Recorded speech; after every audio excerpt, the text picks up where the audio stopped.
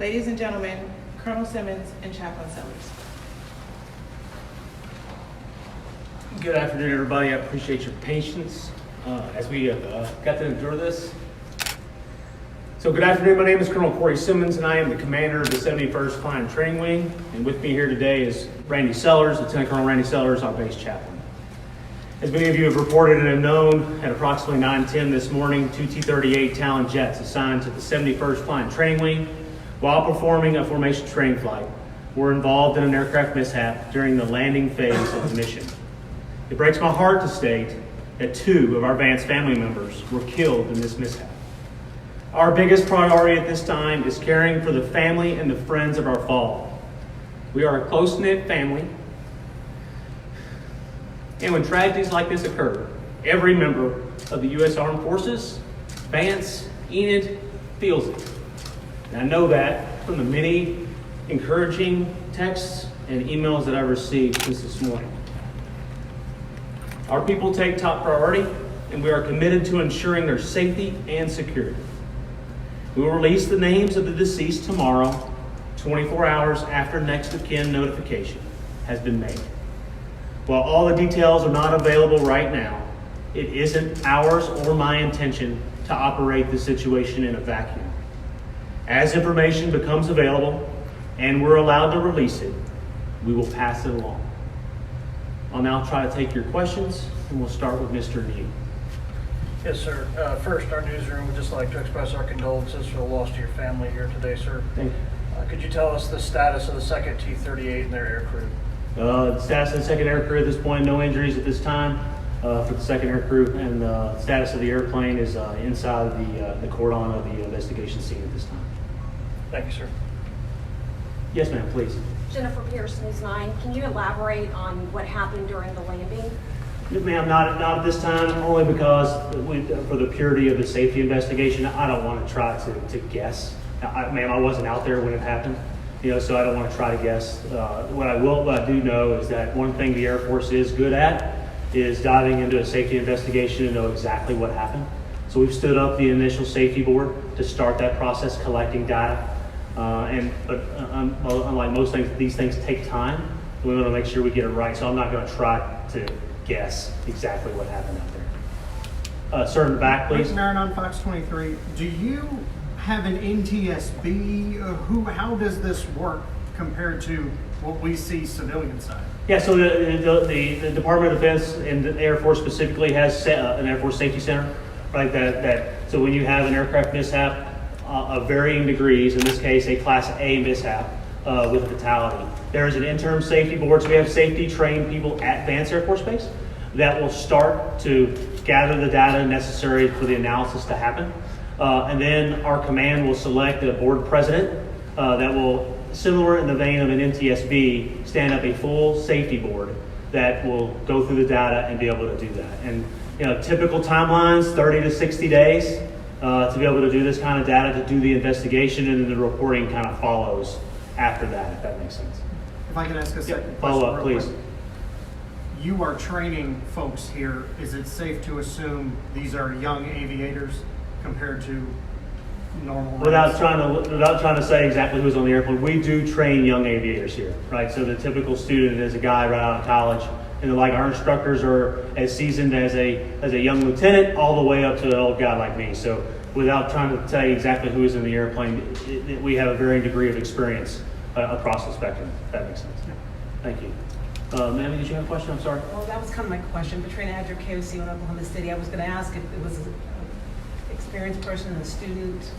Yeah, so without trying to speed, that will come out relatively quickly. We'll be able to say exactly who was in the airplane and the like of you guys. And for the folks who are maybe wondering why, it's all about the family at this point, right? So they get first right to be able to understand exactly what we know, how we know, and the like. Once we know that they've established, we give them the time to process those kind of things, and then the rest of the investigation and the things will follow from there. But our first priority at this moment is the family. Follow-up question, Yes, if you can tell us who responded to the scene when this happened? Yeah, so our own emergency responders here at Vance Air Force Base were the first on scene. We have our own internal fire and security forces that were able to respond relatively quickly to the scene when it actually occurred. Colonel, Thank you. Will Sir. Wetzel to Fox 25. Sir. Did the aircraft collide with each other?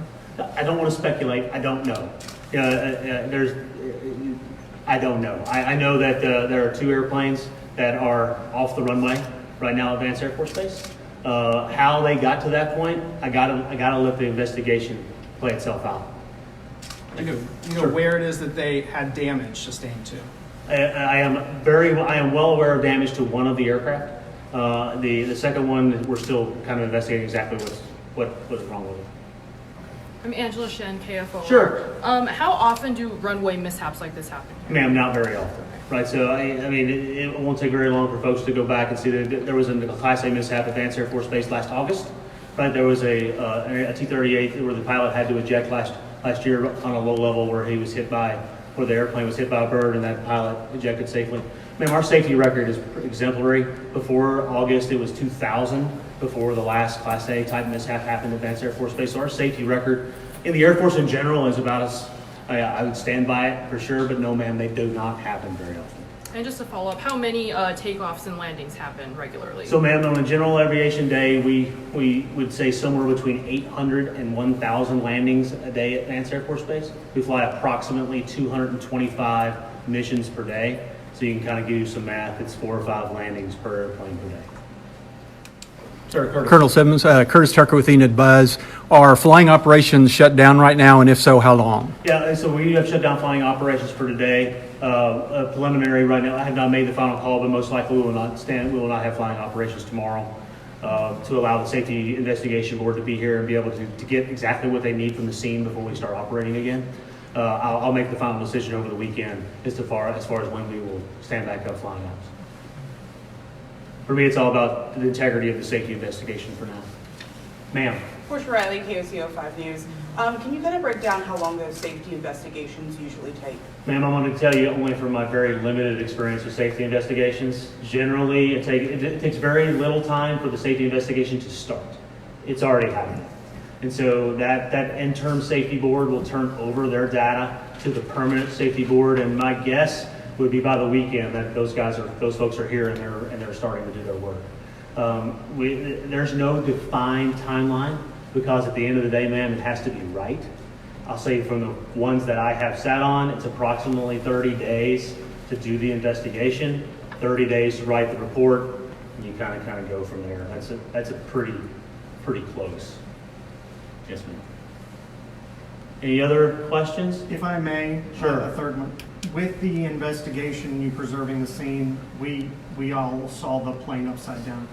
Are you not able to remove that, or are you keeping that plane? So we will there? preserve the site in varying ways from the climate and those kind of things, but part of how you find the scene will be able to help us tell the story is how we got there, right? So I can say that we have been able to recover the remains of our fallen, and so that's really the most important thing for me right now.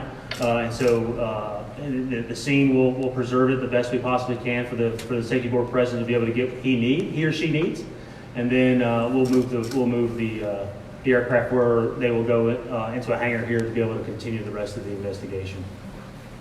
Last question, unless there's somebody really excited. Last question, please. Yes, I'm Katrina Adler, KOCO again. The survivors, are you giving any information at all about them? Were they injured at all? Did they sustain any type of injuries? And so, our team is talking to the folks who have done that, right? And, right now, we're all trying to heal, right? So you can imagine that I'm trying to, people know how fast social media works. I can't keep ahead of social media, right? So for us, our squadron commander of the T-38s is doing exactly what I expect him to do, and that's caring for our folks. That's laying eyeballs on every single pilot, every single family member, every single child to ensure that they understand kind of what's happening and try to give them some sense of what's going to happen next. Because in a scenario like this, the information is not going to come out nearly as fast as everybody wants. It's just not. So for us, it's about expectation management, so everybody kind of understands what to expect, and honestly, to just hug them and spend as much time that we can comforting them through this scenario. This is, from the question earlier, this doesn't happen often. There's no textbook on how to handle this. So we'll do our best to be fantastic human beings and good airmen who will put our arms around our other airmen. It means a lot to me that you came here today. I know you would have loved to have this press conference earlier, but honestly, I needed some time with my airmen to ensure that they were good to go before we talked about this live. But I appreciate everybody that's here. I appreciate the support from the local community in Enid, from folks in Oklahoma City. To say that it's been overwhelming with the love and support that's happened here so far. I would love to say that that's unexpected, but it's not. From folks in Enid, Garfield County, down in the city in Oklahoma, Tulsa, Altus, I've got something from just about everybody. So to everybody who's saying a prayer for our airmen, we appreciate it.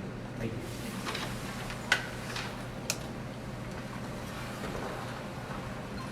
And as the wing chaplain here at Vance Air Force Base, I want to say thank you for expressing your condolences, especially to the family of the deceased. And that's what we're about here at Vance.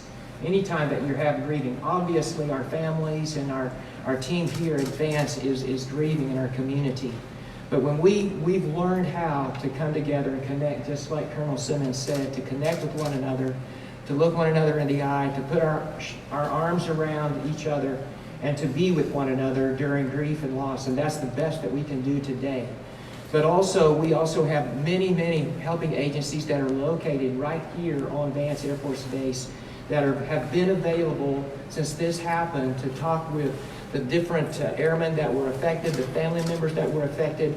And we are so grateful to have such a wonderful team of helping agencies from the medical community, from the airmen and family readiness community, from the chapel community, have come together to help people walk through this, and literally just to walk together through this. And you might ask, what can we do? What can we do to be of assistance? And it's just what Colonel Simmons said. We cherish your thoughts and your prayers in these days and the days ahead, and especially for the families of the deceased. Thank you. Can we get your rank and first name? I am Lieutenant Colonel Randy Solers.